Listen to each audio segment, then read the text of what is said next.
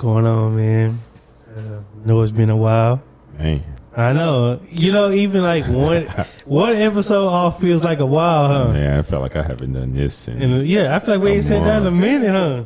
Yeah, it's been a little while. For it to just be 1 week, it felt like a very long time. Like an eternity, huh? I got to get like my groove back.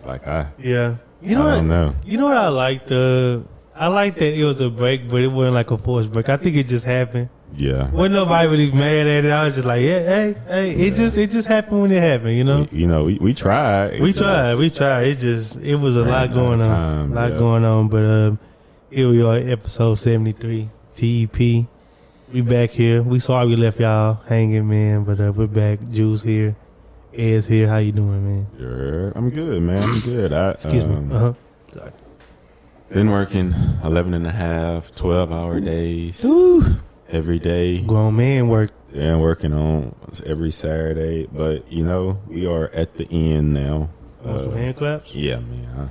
He made it, y'all. Made it through another year, man. Hey, I had somebody hit me up. They're like, man, I've been hearing about that busy season for like four episodes straight.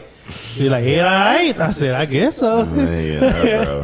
No, I've been having chronic exhaustion going on. Yeah. And the thing about it when it's chronic is like, good night's rest won't fix it.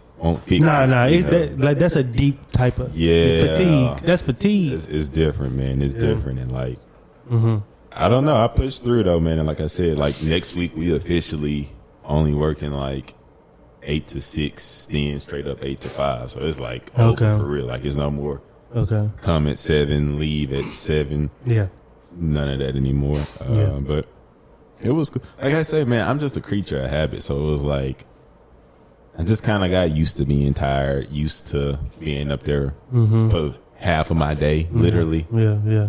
So I got used to it, but I'm glad it's over with, man, for sure. And like I say, it's funny somebody said that because it's only for about a few months. Though, after that, it just kind of go back to normal, man. And it's just regular. Yeah.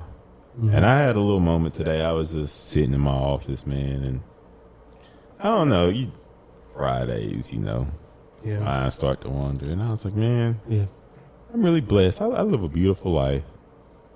I was like, life is pretty good. And I just kind of looked around. Yeah.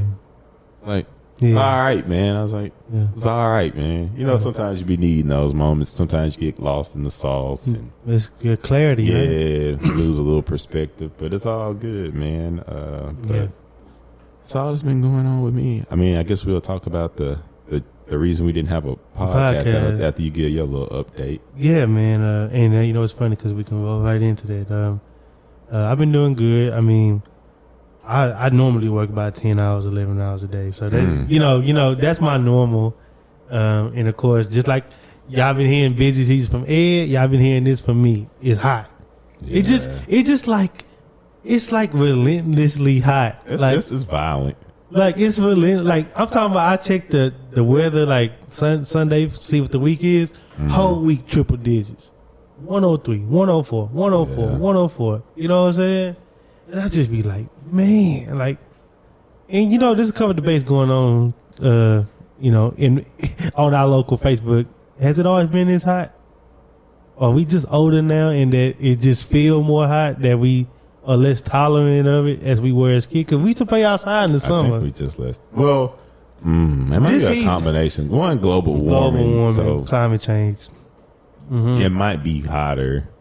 It's hotter, bro. But two, I think we don't have the same tolerance. I think it's hotter and we ain't got the same tolerance. Yeah. I think we're a little bit more agitated now by the heat. But the heat, like, for me, heat don't bother me. I just want to be dressed appropriately. Like, I'm not about to be outside with pants on because I know that's just uncomfortable. That's just not going to work, yeah. If I'm just sweating and I got a t-shirt and some shorts on, I don't care. Yeah. Because I was telling somebody, I was telling somebody how I like hot yoga. Oh, yeah. And they were saying, it's just too hot. I can't handle it. And I was like, I want to be honest with you.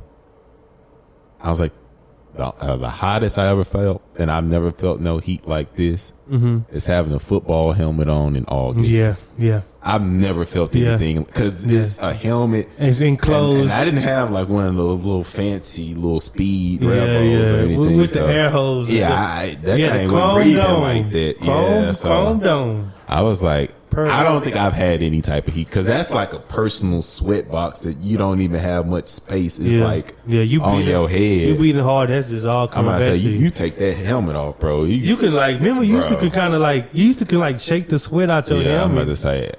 And that's back when you had hair. I'm about to say it was. I haven't experienced any heat like helmet heat in August. In Orange, Texas, because you mix that with the humidity. Oh God, I was talking to somebody this week, and they was talking about the heat, and they was from Vegas, and they was talking about how like, well, this heat don't really bother them because it's like this in Vegas and it's dry and stuff like that. And she said it felt like a little bit more smothering out here. Yeah, I'm just And I was like, humid out this way. Yeah, and I was like, man, if you think this humid, you should go to where I'm from.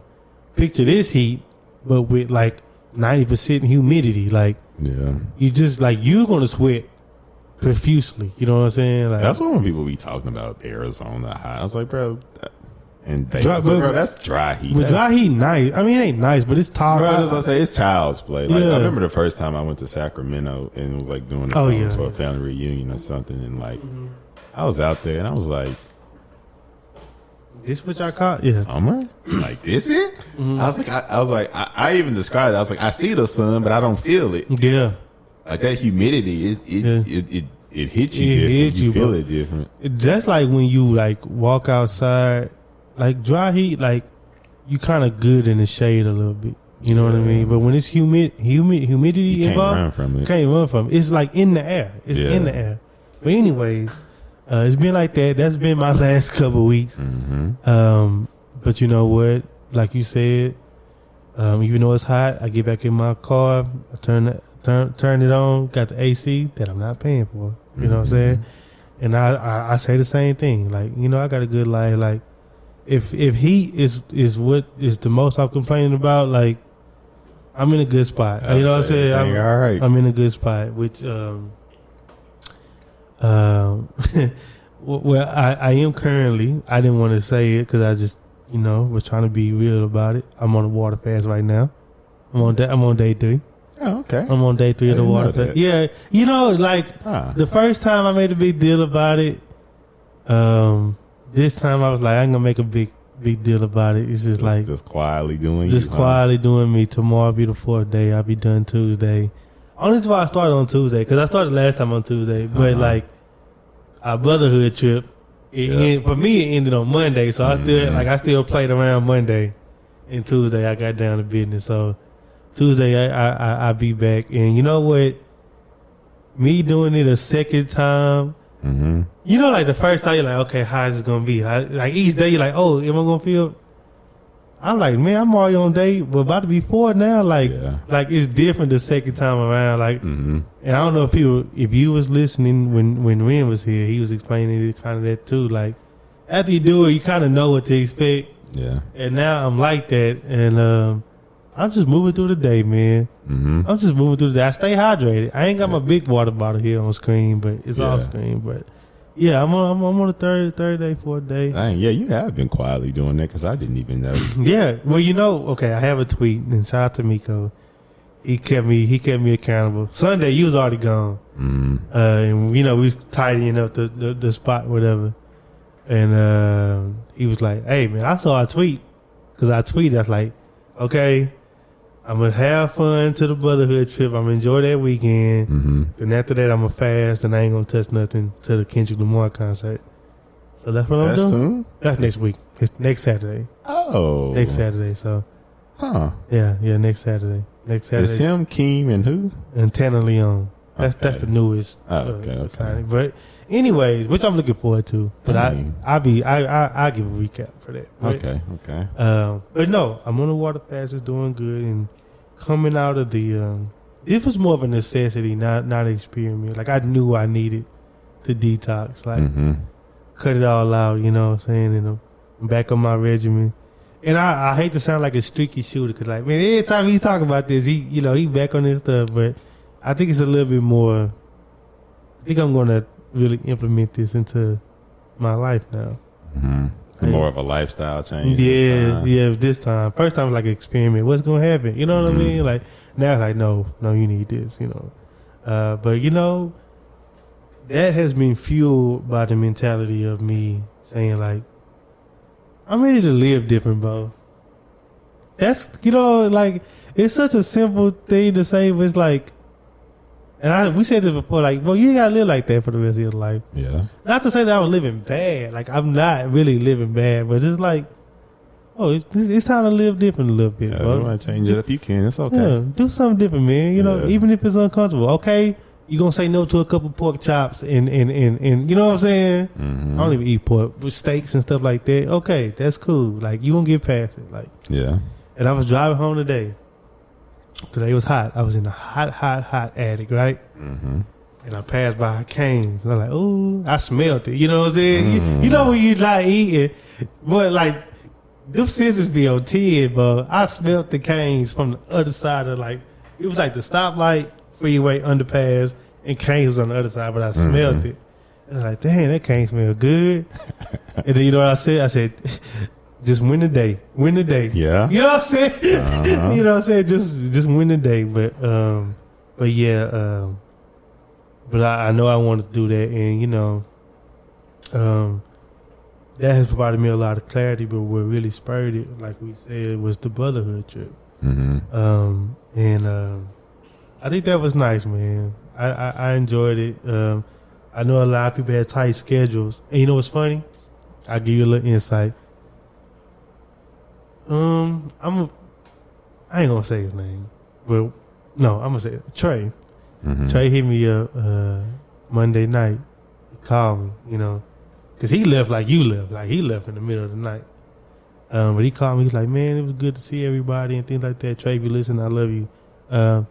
He was like, man, like, he said, I ain't seen some of them boys in like 5 years. And I was like, I know, huh? He was like, but it's crazy to think that, like, we just came back together and, like, it wasn't weird. I was like, bro, because that's real friendship. You know what I'm saying? Like, and we kind of got to a real conversation.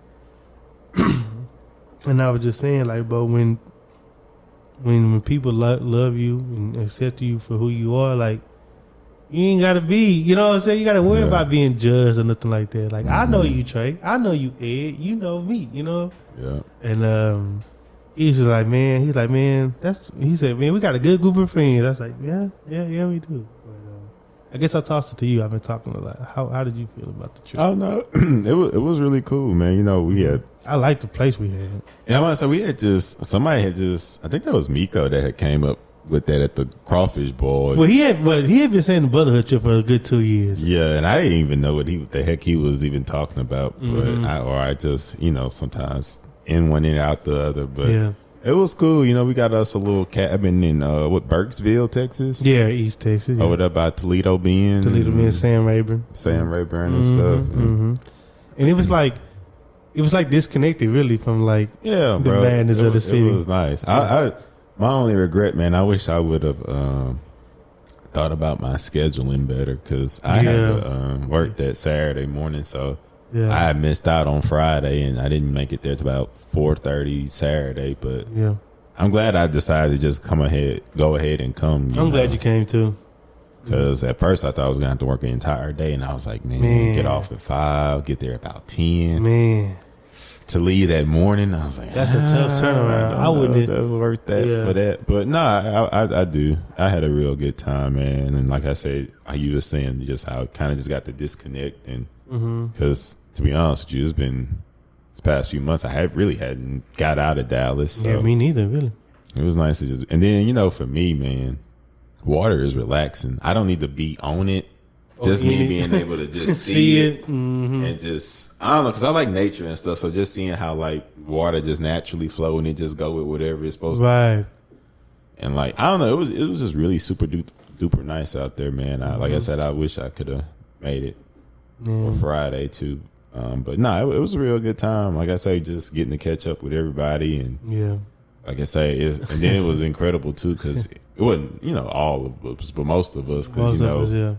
that's why I was telling people. I was like, man, as we start to adult more, man, trying to sync everybody's schedules. It was already hard when we was all just free, man. But it was crazy to think how, like, even when we went to college, it was always a given. Everybody was going to be home for the holidays. Yeah. Everybody was going to be together. Yeah. And certain people stopped making it. Then we got out of school. So then you had to look at people's work schedules to see if they was going to make it. Then people started moving out the area. Yeah. So you really had to see who was going to make it. Because even the holidays used to be a guarantee. Ain't a guarantee. Some people just in and out. Or they stay where they at. Or they got just enough time for family time and then they got to go. Yeah. So like I say, it was just cool that we kind of got to sync our schedules up. And I definitely think that should be an annual thing. No, I definitely want it to be an annual thing. And they'll only get better. Like, and once we know that that's happening, we can kind of carve out that space for it. But you know what? You having that turnaround trip, you weren't the only one. There was like 2 other guys that had a turnaround trip, and we came 5 hours away. Or it's just love. It sounds crazy, but it just because that's what people were saying too. They was like, "You gonna make that drive?" Yeah, I was like, "It's all out of love." Because if it was something else, I'd be like, nah. But see, that's the only thing. Like that. That's real brotherhood love. That's the only thing that make you do something like that. Yeah. I ain't gonna lie, I was broke that weekend. I was credit card thugging, but I said I'm going. You know what I'm saying? But I don't know. And that when I was driving home, I was like, man, I love that about us. Like the fact that we still hold each other in those valuable positions. You know what I'm saying? Like it's a good thing. It was a good thing. Yeah, definitely an annual thing. And everybody saw the video, Miko video. This little studio video. I hope. What are those called? Like I'm not. I put on TikTok, studio challenge on the hashtag, but I don't think that's the name of it. Okay, because I'm not like I don't have TikTok, so I don't. And I don't see those as much as other people see those. It's not part of my algorithm. Well, I don't got TikTok, but it flooded over to Facebook, so I posted it on. And it went viral for our community. You know what I'm saying? But yeah, man. So that was why we didn't have a podcast. Oh yeah, because we literally you bought the equipment and it was sitting there. But like I said, I made it there at 4:30. They had just got back. Then we started socializing. Then I don't know. We started socializing. Then it was time to like prep the food. I started cooking. Yeah. Then at that point, it was everybody's already started drinking. Everybody started doing what they was doing. Yeah. If that would have happened, it would probably have to have been like if I would have made it there Friday and before the festivities. And even when I was trying to get it done, I couldn't tie them dudes down. You know what I mean? It was you was trying to record one Friday with them. Well, I said we could. It got brought up like, man, we can hook it up right now. Steel fish. You know what I mean? Like. What? We can hook it up right now. Yeah, but we like I said, we even bought the equipment with us guys. We was really trying to make the effort to record. Yeah, we were trying to make. When the last time they heard from us? 2 weeks ago. 2 weeks ago? Yeah. What was that? A week ago, huh? No, the 5th? Oh, no, 4th of July. Yeah, I must have the last episode came out on the 5th, so. What did you do for your 4th of July? Nothing. Bro, I've been tired. I think just having that Monday off enough for you. Huh? Yeah, I think I had some type of social obligation, but man, my days have literally been like I have something to do up until the point to where I go to sleep. Like yesterday, went to work 7 to 6. Instantly drove to my boxing class. From boxing class, got gas. From gas, came home, cleaned. And then folded laundry, then washed dishes. So at that point, you folded laundry and washed dishes in the same night. Oh, you are a super adult. I just got in that mode, and I was like, okay, let me just take it all out. Then, like at that point, it was like 11, and I was I'm not eating. It's too late. You just didn't eat. It was too late. When you get that late, bro, especially if you sober, you hadn't been drinking on that, you can really just go to bed at that point. Because at that point, your body is more concerned about getting some sleep. Get some sleep than just breaking down. But I say then wake up at 6, do it all over again. But like I say, it's just been a never ending cycle. But it's coming to an end though. But yeah, that was 4th of July. I didn't watch firecrackers or fireworks. I think it's fireworks. Huh? You'll never feel the need to do that, huh? Hey, what's up, man? Huh? You don't never feel the need to like look at the fireworks. I mean, it's cool. I'm an aesthetic guy. If I'm somewhere and I can watch them, it's cool. Did you get invited to fireworks? Nah. Dang. Okay. But I'm not going out my way. But I did. If it's right there, cool. I did and I said like no. I did and I said no. No fireworks guy. Well, I love fireworks. Like I like pop. I like the action of popping them, but like watching them. See, I'm more so. I'd rather watch them than pop them. I'm not about to light that thing, then run off or hold it in my hand and try to make sure. Yeah, shoot nobody. Nah, bro, I ain't got all that in me anymore. Well, I just watch. You just like the spectacle, huh? Just my little cup in my hand, just watching. That'd be kind of. I don't know. I guess I ain't been to. I don't know where the last fireworks show I've been to, but I got invited to. I got invited to 2 actually, and I was just like, nah, like I ain't really like a firework man. Oh no, we barbecued.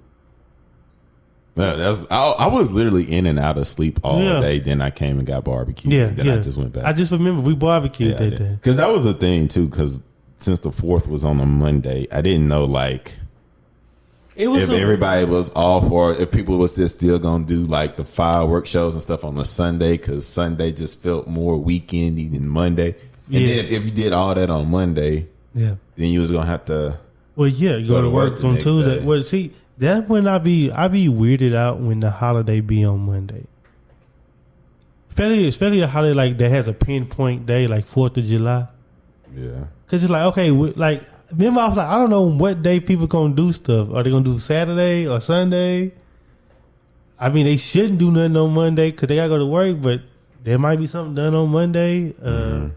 But I was kind of confused that weekend. So it was just good that I did something at the crib. And then, too, I felt like since people, in my world at least, because I always celebrated Juneteenth, but I felt like it was more of a concerted effort to celebrate Juneteenth. Yeah, it was. Like, I got my celebration off then, so the 4th just really didn't mean anything. I was like, well, I've already had my barbecue. I've already, I did. joined in fellowship with my community. So like, this day, it really don't matter what I do. Like it's the 4th of July don't mean nothing to you. Not anymore. No, I mean I don't think it. I think it was more so always about the social aspect anyway for me. Actually, it was, but now since we celebrating Juneteenth is really like not a thing for me. Well, that's kind of interesting. Kind of want to dive into that because we're in a weird position, right? Like we're black men in America, and overall we're black people in America. So like patriotism, like it's a weird concept for us, right? Like, and I don't know how to word it. I don't want to word it and it sound weird, but I'm just ask a flat out question. Do you consider yourself a patriot? By definition, no. Okay. I do not consider myself a patriot. Okay. Do you have patriotic moments? Do you have patriotic moments? Yeah. Okay. For the country, yeah, sure. Okay. Because I might say because patriotism refers to you supporting your country. Right. What's the definition of patriotism? Okay, here we go. Patriot. Patriotism's definition is just the quality of being patriotic, devotion to and vigorous support for one's country. Yeah. You think you got that? I don't think so. But it's so. I don't think it's vigorous. Yeah, I must say it's such a complex. Because if you ask me if I got that for my community, heck yeah, like my black community, yes. I'm patriotic to if that's my nation, my black community. Yeah, come on. I am very much so patriotic, but I think that it is just a extremely nuanced thing when you talk about like you being loyal to a country because it's like. It just go back to that like age old saying, you treat people the way you want to be treated, and you look at the way that they've treated us. Yeah, you've been treated in this country. Yeah, and it's like, man, so you want me to be, like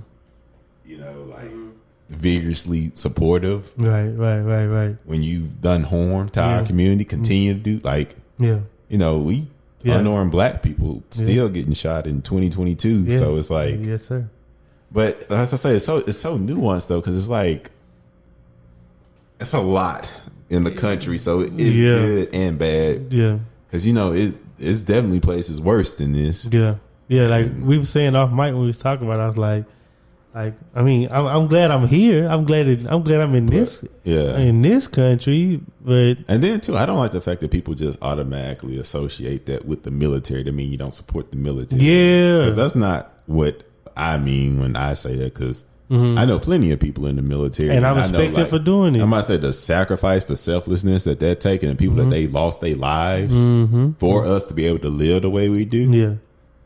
The utmost respect, appreciation, everything for that. So for that, but when you talk about just the country in general, like, because that's what it's a very blanket statement, Yeah, it's like that's when I'm like, man, we've been treated pretty. And then you think about the fact that we the ones that built the country. Yeah. Like physically. Yeah, we made this hand by hand. Yeah, we made this. And so, like I say, it's definitely like when you talk about it from their perspective, like I respect the people that came before me and laid the foundation, because it had to be like steps to be taken for us to even be in this position to have the options to be able just to have the options that we do these days, like a lot had to happen to get to that point, know. To even let us like okay, I answer my question. Do I consider myself a patriot? I gotta say no. I gotta say no because, like, yes, there is a lot of reverence that I have for the things that are like stereotypically considered like patriotism. Do I support the troops? I support the people I know that's in the army.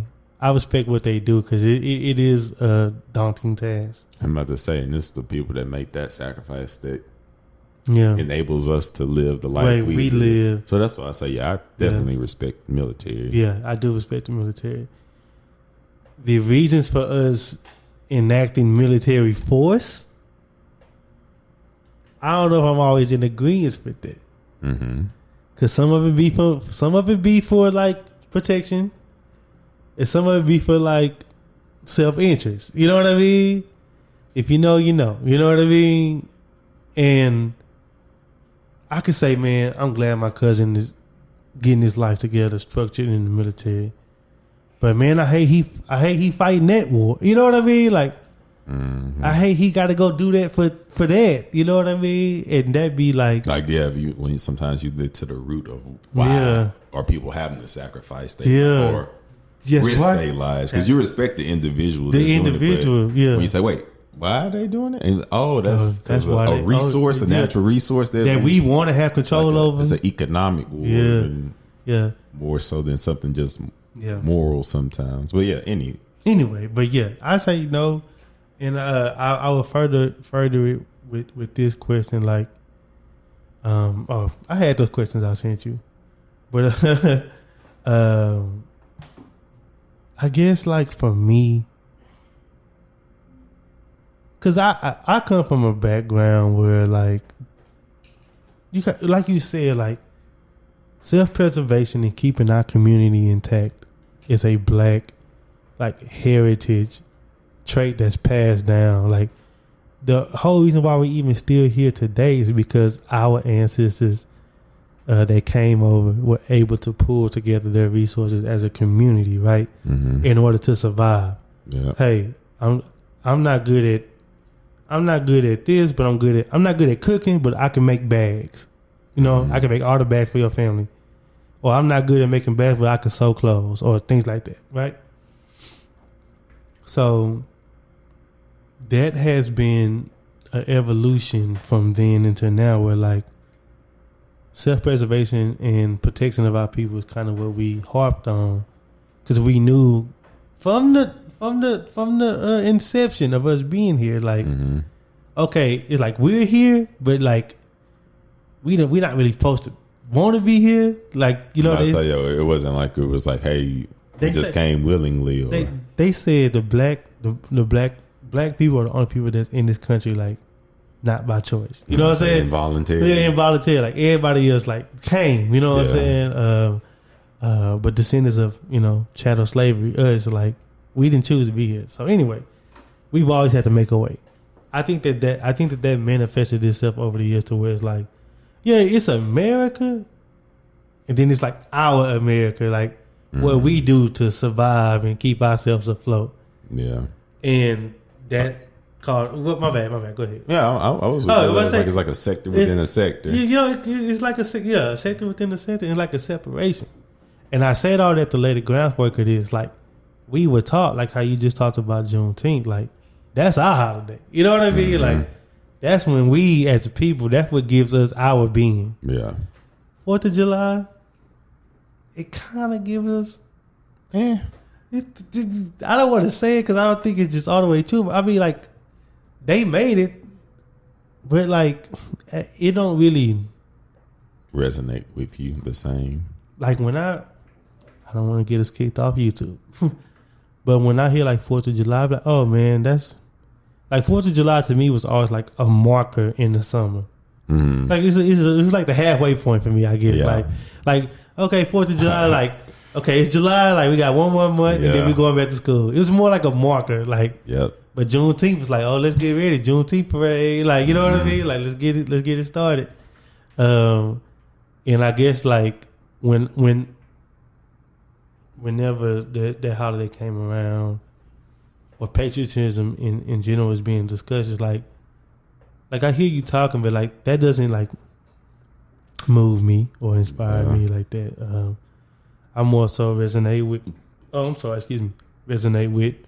my people, and I don't think my people is included, And even think about it in its inception, like they wouldn't really think about us when they was made that holiday. You know what I mean? So then we got this article from NPR, and it was saying this person was saying it's such a tragedy because I feel kind of entitled to patriotism.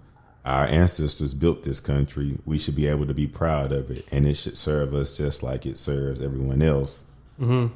But more often than not, it's not serving us equally.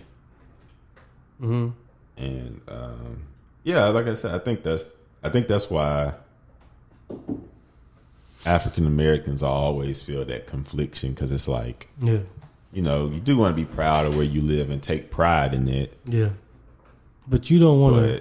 You can't like turn a blind eye to how the country has treated us. And then, too, like, it would maybe be a little different if like maybe if it was a hard cutoff and then everything became peaches and cream and equal. Yeah. But like I say, man, it's still still in shambles. Yeah, hundreds of years later, 300 years later, like racism. Slavery has been over. Yeah. Segregation has been over. Yeah. But all the stuff that's still going on. And then it's like, don't it kind of like, how we be talking and we be like, that's, the reason why this is this, and you be like, dang, it always go back to racism. You know what I'm saying? Like, or slavery. And it's so like, and that's what makes a black person so like conflicted. Mm-hmm. It's like, okay, there are structures in this country that make it possible for us to live the way we want to live. Mm-hmm. Free market, capitalist society. You know what I mean? Like private sector, public sector. You know what I mean? Yeah. All these different things that you can get into, real estate, blah, blah, blah, blah. But if you land of opportunity. Yeah, land of opportunity. But like if you do these researches and look into it and you see that, dang, the whole reason why I can't get a house on this side of town is because... Or even opportunity is skewed. And they got articles out now talking about how Wells Fargo used to deny black people loans to buy houses compared to... That's why I say it's like... And it's like, dang, like, even when I try to like... It's like I can, but like you said, it's not equal. Where it's like I can't even get financing to own home because they say the key to freedom is ownership. If you're trying to own stuff and you getting prevented, or it's like the process might be the same, but the process not the same because you're not getting accepted at that rate as other races, and they're getting a better interest rate too. So it's like, or like when people like sell their house. Remember, you see the article where like a black family try to sell their house. They get like a a lower bid or a lower appraisal. Mm-hmm. But then they put a white family to go sell the house, like that same house, mm-hmm. and they can sell it at a higher rate. But things like that. But what I'm saying is like, you look at those things and like you like, dang, like that's the whole reason why that system exists. Mm-hmm. It is like, dang, I can't even be happy no more. I can't be proud of that. Like, I know what that's doing. You know what I mean? And that's what put us in the situation that we in today. And to play devil's advocate, some might say, well, gotta take the good with the bad and everything isn't perfect. And to a sense, I agree with that. But then when you ask that specific question of do I consider myself a patriot? Yeah, when you gotta say no. And then by definition, it's like, no, because I don't know if the way I would stand up for this country and risk my life, if it'd do the same for me. History would say no. That boy say what? I'm about to say, and you see when a black man is murdered, what those sentences are compared to other things, and it's like, it's hard to say that they view us as our lives being worth the same and equal. So you know, it's it can be frustrating. And for me, before we go into the next thing, it's just like somebody could say like, well, you know what I'm saying? Like you said, devil's advocate. But like, I think I feel justified in me saying no.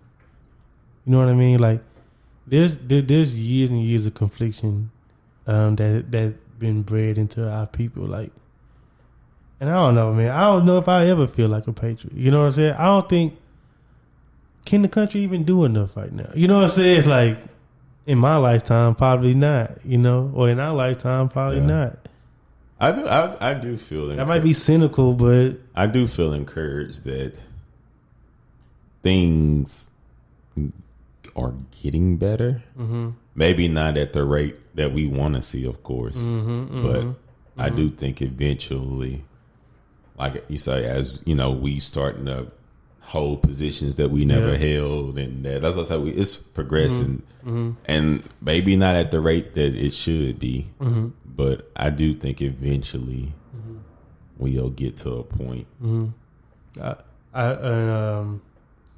want to ask you this follow-up question. Like, how do you, like, is there any way that you do connect to this country? Because there's something, like, there's some very American things that I enjoy. Like, I love football. Football is a very American. Well, I'm going to say, I mean, I grew up here. I've lived here my entire life. So, I naturally... The American way of life is the only way of life I know. The good and the bad. The racism, the but do you connect opportunity, to it? Do you connect to anything like? I mean, like that's a part of me right there. Like I said, though, I felt like it's like the American experience, and it's like the African American experience. So that's why I say like. Yeah, you're right. The culture within the culture I connect with. Because you experience this country way different than that next. So I'm going to say the way I experience it, I feel connected with it. Because, I mean, all of us African Americans, we got a lot in common and stuff, you know. From shared experiences. From the music we like. To your food we like. To like the different things around the house. I'm sorry. I say like just a lot of stuff we like. So, I connect in that way. Because, like I say, it is people like me here in America that I connect with. So I think those are the ways I connect. Yeah, I almost connect to this country through the shared experience of struggle with other black people. Like, you know, you can see a black person don't even know him and be like, I get you, brother. You know what I'm saying? I got you. You know, I get it. He ain't gotta tell you, like, I know exactly what that brother or that sister going through. They got to. I say, you know, you see a man that's kind of staring off into the distance, and you know he got that look on him, where he got some weighing on him. Like, I know that look. Man, they happened like 3 weeks ago to me, bro. I was just looking up, and dude was like, he said, "You doing some thinking?" Like, you know the man going through. Black dude was like, "Man, you doing some thinking?" I was like, "Man." Well, like, person, excuse me. Yeah, you know somebody going through. Yeah, I said he was like, yeah. He said same thing. He said, I know that little, but like. You know, it's kind of like sad. It's a little gloomy to talk about it, like in that way, through that perspective. Like, struggle is kind of what connects us. You know what I mean? Like it is us fighting a system or a oppressive system that's very discriminatory to our people. And even if it's not overt like it used to be, like in the 40s, 20s, like it's so covert now. You know what I mean? There's like with banking, the financing, home financing situation and things like that. Yeah, you know what? Whereas like you can't see it, but it's there. You know what I say? You can start getting those numbers and you do a little research and you dig deep and be like, or you start looking at these colleges, all these admissions. Yeah, you look at these requirements. You're like, hold on, that only affects a certain amount of a certain group of people. You know what I mean? Or heck, the price of college, like the price of college. People could work their way through school, bro. Yeah, they can. That's literally not possible. You would have to make six figures to afford, because you got to think, you got to go pay for school, and live too. School on like a. Come on, go ahead.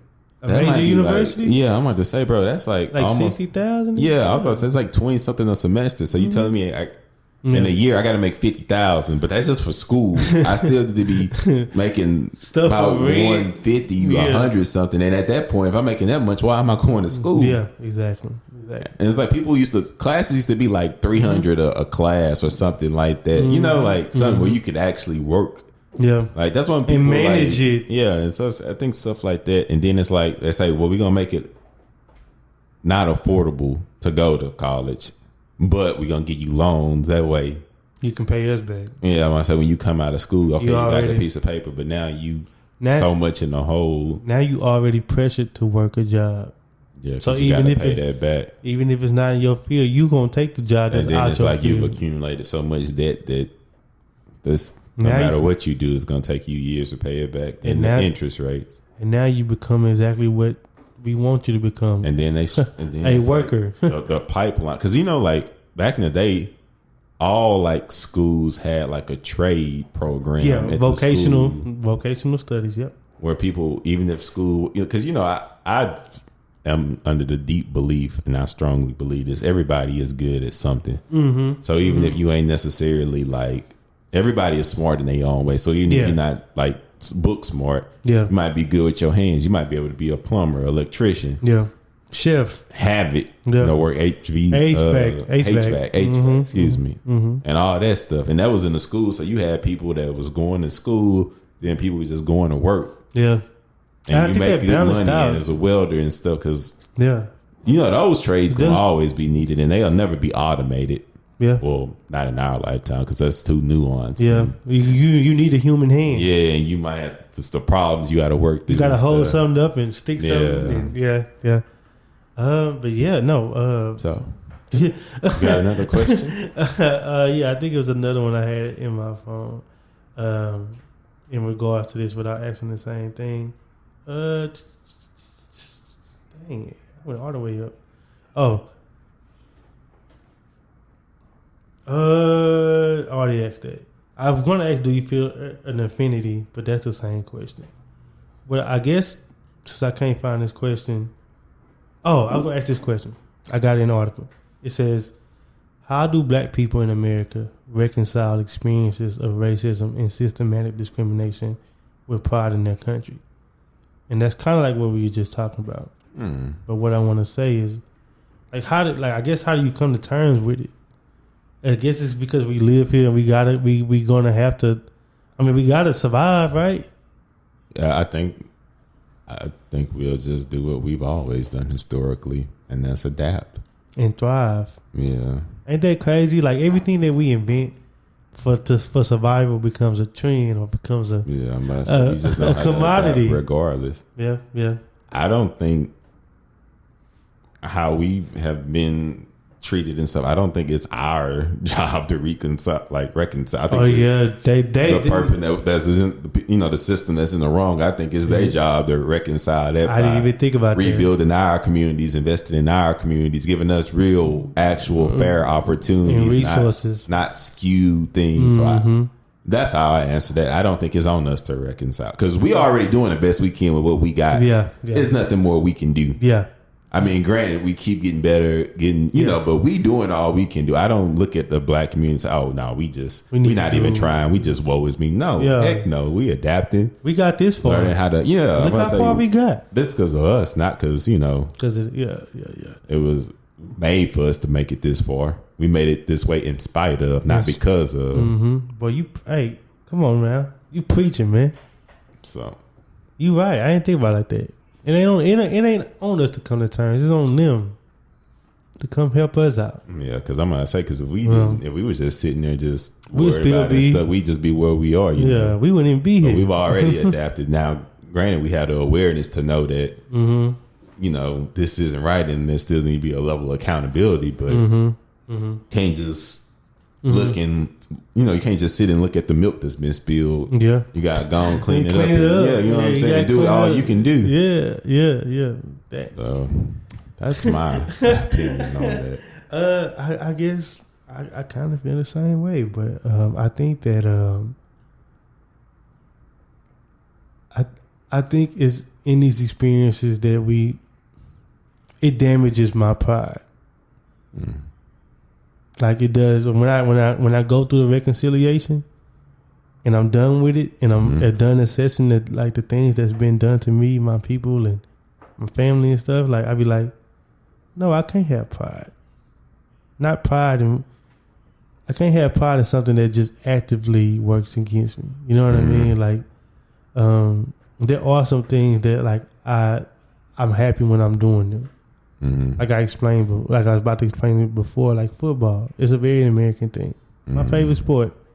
But I can't tell you when I'm playing football, I feel truly American. You know what I'm saying? Oh, yeah, this just makes me feel American. Yeah. Like, man, great American sport. Don't you love this game? I like it because I play with my friends that are also black. You know? And I think for me too, I just don't have like a full scope or worldly view because I haven't really just traveled out of the country a lot, so I would really have to just observe how like it is in other countries, and then maybe that would help me gain perspective. I'd be like, well, it's bad, but I haven't gotten it, so I'm only going off of what I see, which can be good and bad. And it's funny, man. You know what really kind of brought this thought into my head? The first time I paid attention to it, the World Cup. Cause them other countries, boy, when they country playing, they be out there, bro. Yeah, they be out there. I remember when I was in undergrad, watch parties like in the Union.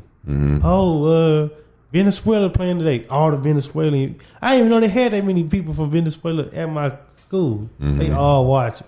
Yeah, you know what I'm saying? And it'd be more of a country thing, and like it'd be a sport thing, but it'd be more of a country thing, like and. I don't know. Also, too, I gotta say, I will admit to my ignorance on like just world travel. So maybe I don't know, but I don't hear anyone like really use the word patriot outside of like American. Like if somebody say I'm a patriot, you gonna think American. Yeah, and I know people that's like from other countries and they proud, of whatever they, whatever they fall under, but. I only ever hear that word like when it comes to like American. We kind of like hijacked that word, huh? Yeah, and then they made it synonymous with military when that's like separate. That's not the same at all. Yeah. Well, we do have an article. It says the term. It says what is patriotism? Just a dictionary.com. The term often brings to mind people directly involved with defense of a nation. Namely military service members as well as state and local government representatives. It says patriotism, however, can take many other forms outside of serving the military in public office. It says diplomats, teachers, first responders, and so many more all exemplify patriotism in the many forms of good they do in service to their community. Yeah. I'm about to say, because as a teacher, you forming the mind of the future of the country. So that's an interesting sentence. Like, a teacher is a patriotic position. Yeah. But the teacher don't necessarily got to be a patriot. Yeah. But the position is a patriotic. That's a patriotic position. Oh, okay. Like being a community official because you serving. Yeah. You in a patriotic position. Yeah, kind of, sort of. Yeah. I mean, technically. But yeah, that's what I'm saying, though, man. That's what I was saying. Like, you can have a patriotism, like, on a micro level for your community. Like if you live where you at and you a political figure and you care about your community and you a patriot. That's why I was saying I'm patriotic for the black community. Yeah. Yeah. So that's why I say, like, I think you like if you go like on the different levels of the country, because America is a massive place. Yes, it is. Yes, you might be heavily involved, but that don't mean you involved on like that macro federal on a federal level. Yeah. You might be involved on a local level, and it's all tied in. Dang, I ain't think about that. But reading this sentence, like, dang, that makes sense. Like, I mean, we have our civil servants. Like we all know a good amount of people that have had those jobs, positions.